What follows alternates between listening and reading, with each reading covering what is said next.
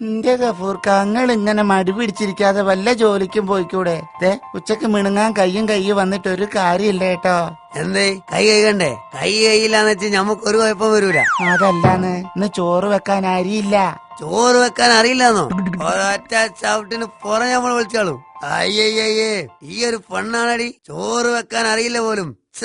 ചെവിക്കല്ലിനൊന്ന് പൊട്ടിച്ചെന്നാലുണ്ടല്ലോ നിങ്ങള് ചെവി അങ്ങ് തുറന്നു കേട്ടോ. മനുഷ്യ അരിയില്ലാന്ന്. എന്നാ പിന്നെ ഉച്ചക്ക് ചോറ് വേണ്ട, ചപ്പാത്തിയും ചിക്കൻ ആയിക്കോട്ടെ. ആളെ മക്കാറാക്കിയാൽ നിങ്ങളെ മയ്യത്ത് നമ്മൾ ഇന്ന് എടുക്കും കാക്ക. പണിക്ക് പോവാനാ പറഞ്ഞേ.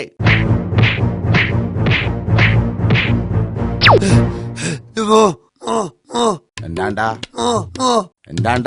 മോന്ന് മൊബൈല് വീണോയോ? നമ്മളെ കെട്ടിയുള്ള സൂറാവിനെ കൊണ്ട് നമ്മള് തോറ്റ്. ഓള് സൗര്യം തരുന്നില്ലാന്ന് പണിക്ക് പോകാതെ മറി പിടിച്ചിരുന്ന ഞമ്മളെ ഓള് ചെലവെടുത്ത് തല്ലാൻ വന്നു മൊയ്തീനെ. അത് ശരി, അന്നെ തല്ലാൻ മാത്രം പോരാ, തല്ലി കൊല്ലണോ? ഓ, അപ്പൊ ഈ ഓളെ സൈഡാണ്.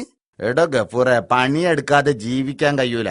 ഈ വാ, ചെറിയൊരു പണി ഞമ്മള് തരാം. ഒന്നുമില്ല, 100 മെഷീൻ കല്ല് കടത്തണം. കടത്തിക്കൊണ്ടുപോകാനോ? അതിന് ഞമ്മളെ കിട്ടൂല. എടോ, പണി കഴിഞ്ഞു പോകുമ്പോ രൂപ 300 കൈ തരൂ. എന്നാലും അതെ, 2 മണിക്കൂർ കൊണ്ട് പണി തീരണോ, അല്ലെങ്കിൽ എന്റെ വിധം മാറൂട്ടോ. ഇയാളൊരു ദുഷ്ടനാണല്ലോ. പണി ഞമ്മള് കൊടുത്തോളാ.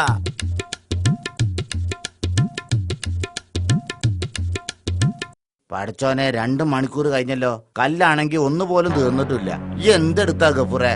ഞമ്മളാ മുതലാളിക്ക് ഒരു പണി കൊടുത്താണ്ടോ? ഞമ്മക്ക് വയ്യ അവനും വേണ്ടി കഷ്ടപ്പെടാൻ.